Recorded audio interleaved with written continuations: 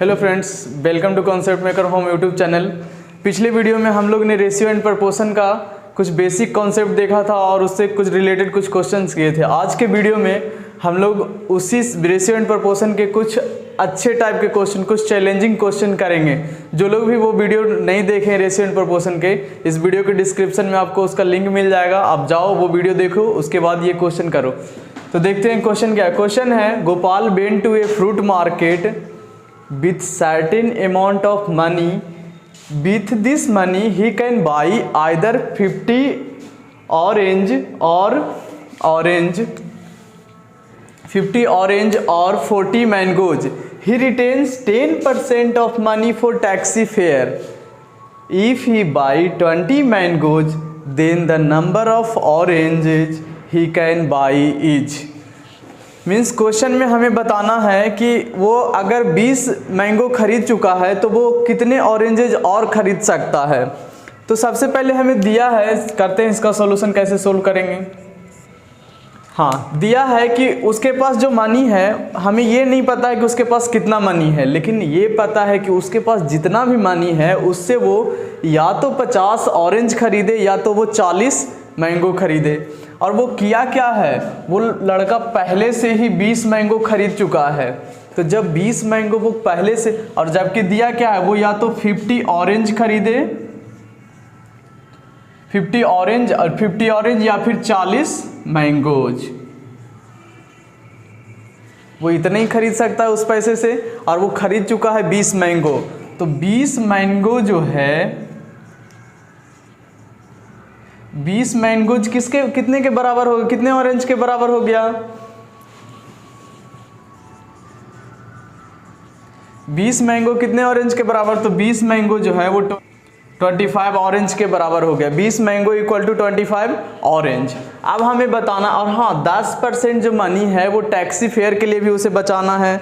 तो 50 हमें लास्ट में ऑरेंज निकालना, इसलिए हम ऑरेंज को कंसिडर कर रहे हैं। तो 50 ऑरेंज वो खरीद सकता था, 50 ऑरेंज का 10%, तो 50 गुने 10/100। यहाँ से 0 से 0 कैंसिल, मतलब 5। मतलब उसे 5 ऑरेंज का पैसा बचा के ले जाना है टैक्सी फेयर के लिए, 5 ऑरेंज का पैसा। हाँ, अब हमें बताना है कि the number of orange he can buy. तो 5 तो वो पहले से माइनस कर दे, मतलब 50 - 5 कर लेते हैं। तो 50 - 5 इक्वल टू 45। वो 45 ऑरेंज खरीद सकता है। हमें ये पता चल गया कि वो 45 ऑरेंज खरीद सकता था, जबकि वो ऑरेंज पहले से कितने का है, वो 25 ऑरेंज के बराबर पैसा लगा चुका है मैंगो में, और वो खरीद कितना ऑरेंज सकता है? 45 ऑरेंज। तो अब हमें बताना है कि और वो कितना खरीद सकता है। तो 45 - 25, क्योंकि वो उस पैसे से 85 ऑरेंज खरीद सकता था। 5 ऑरेंज का पैसा तो टैक्सी फेयर में चला गया, और वो 20 मैंगो खरीद लिया जो 25 ऑरेंज के बराबर है। तो 45 - 25 इक्वल टू 20 ऑरेंज, मतलब वो 20 ऑरेंज और खरीद सकता है। तो कौन सा ऑप्शन है? Option B. Option B is the right answer. एक दूसरा क्वेश्चन है 49 kg चाय के मिश्रण में असम और दार्जिलिंग की चाय के अनुपात 5:2 है। मतलब चाय में 2 तरह का चाय है, एक असम का चाय है, दूसरा दार्जिलिंग का चाय है। अब असम और दार्जिलिंग के चाय के अनुपात को 2:1 करने के लिए किस मात्रा में दार्जिलिंग की चाय को मिश्रण में मिलाना चाहिए? मतलब हमें पता है कि चाय में दो टाइप का चाय है, असम और दार्जिलिंग का चाय है। अब बोल रहा है कि चाय के अनुपात को, अगर हमें पहले चाय का अनुपात क्या है, पहले है चाय का अनुपात 5:2। अब हमें चाय का अनुपात करना है 2:1। तब हमें बोला है कि ये 5:2, इसमें कौन कौन सा चाय है? एक है असम का चाय और दूसरा है दार्जिलिंग का चाय। अब हमें बोला है कि दार्जिलिंग के चाय को कितना बढ़ाया जाए मिश्रण में, ताकि ये मिश्रण का अनुपात 2:1 हो जाए। मतलब इससे हमें ये एक चीज़ समझ में आता है कि असम के चाय की क्वांटिटी में कोई अदल बदल नहीं किया गया है। मतलब अभी इसका रेशियो है 5, बाद में है ये 2, मतलब इसमें तो कोई फर्क नहीं पड़ रहा है, इसका क्वांटिटी तो सेम रखा है। तो पहले टोटल का क्वांटिटी कितना है? 49 kg। तो 49 kg चाय है, 49 kg चाय है, इसका असम के चाय का अनुपात कितना है 5, तो टोटल अनुपात 5 + 2 7। अब क्वांटिटी तो दोनों का बराबर होगा, पहले क्वांटिटी था 49 kg और अब कितना क्वांटिटी है हमें ये मालूम नहीं है, तो हम उसको x मान लेते हैं। बट ये हमें पता है कि ये दोनों तो अभी बराबर ही है, क्योंकि मिश्रण में हमें सिर्फ दार्जिलिंग के चाय को मिलाना है। अब इसका अनुपात है 2, तो ये हो जाएगा 2:2 और 1 3। ये हम क्वांटिटी दोनों को इक्वल कर दिए, असम के चाय का क्वांटिटी को इक्वल कर दिए, यहाँ से हमें क्वांटिटी मिल जाएगा। तो निकाल लेते हैं ये 7 × 7 = 14, 7 × 5 = 35, 35 इक्वल टू x × 2/3। अब इसको क्रॉस मल्टीप्लाई कर देते हैं, तो 35 × 3 करेंगे कितना होगा 35 × 3 और ऊपर में 2 डिवाइड में ये नीचे आ जाएगा इक्वल टू x। 35 × 3 105, 35 × 3 करेंगे आएगा 105 divide by 2 equal to x। यहाँ से हमें मिल गया क्वांटिटी कि यहाँ पे ये जो रेशियो है इसका क्वांटिटी कितना है, तो इसको जब डिवाइड करेंगे तो ये आएगा 52.5। मतलब हमें मिल गया कि x है 52.5 kg।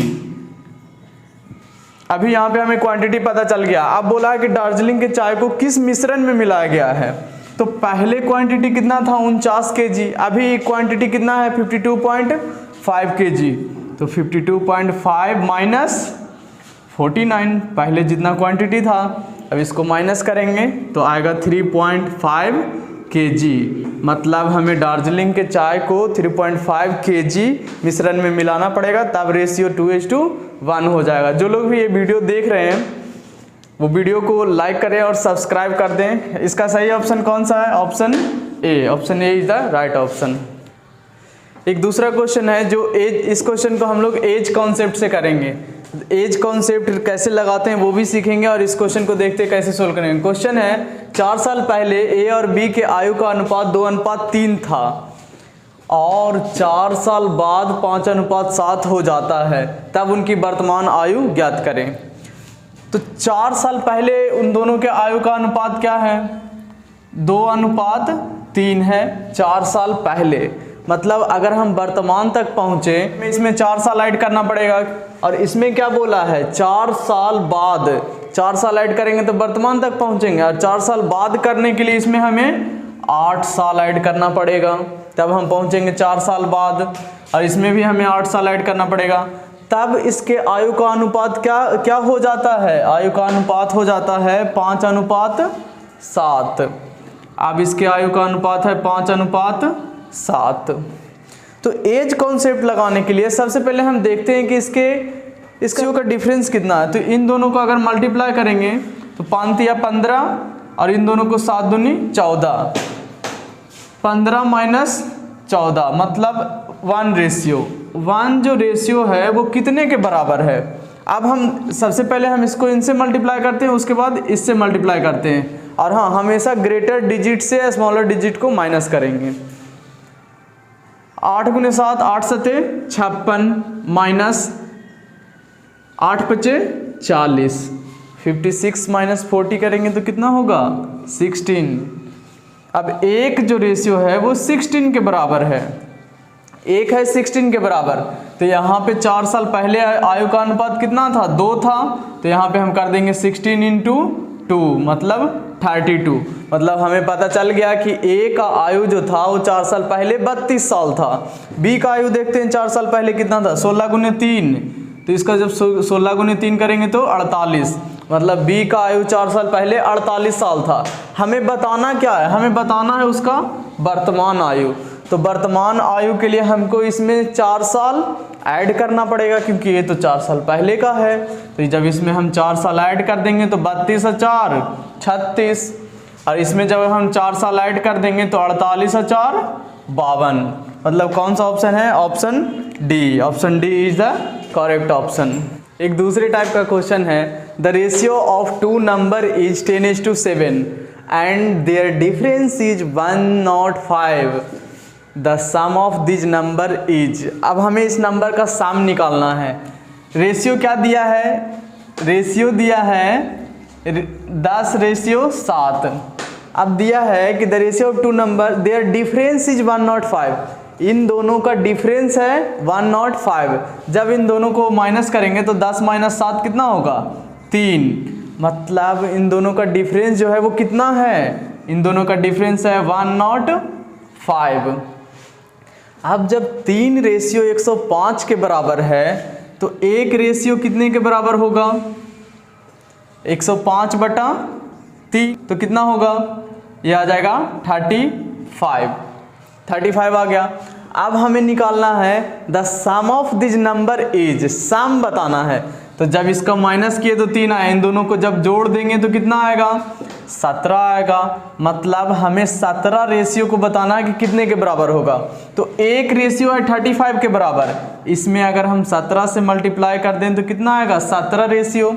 जब इधर 17 से मल्टीप्लाई किए हैं तो इधर भी 17 से मल्टीप्लाई कर देते हैं।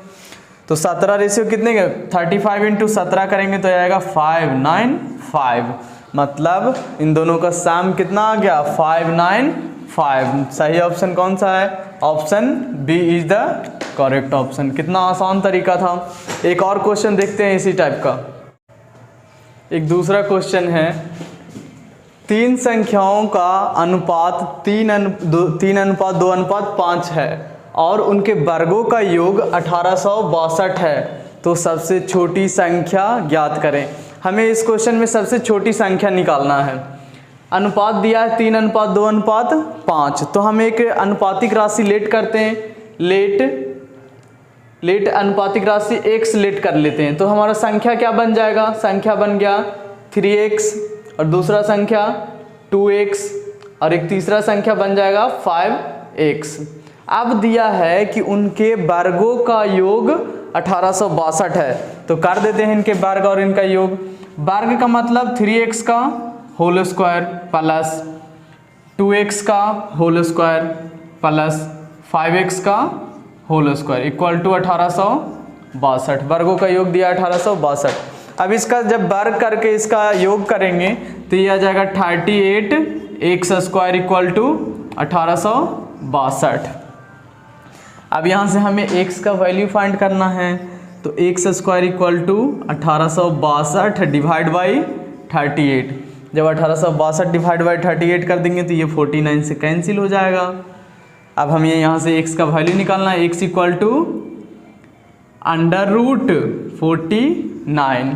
अब जब 49 का रूट करेंगे तो कितना आएगा 7। अब हमें x का वैल्यू मिल गया 7। अब हमें बताना है कि सबसे छोटी संख्या कौन सी होगी।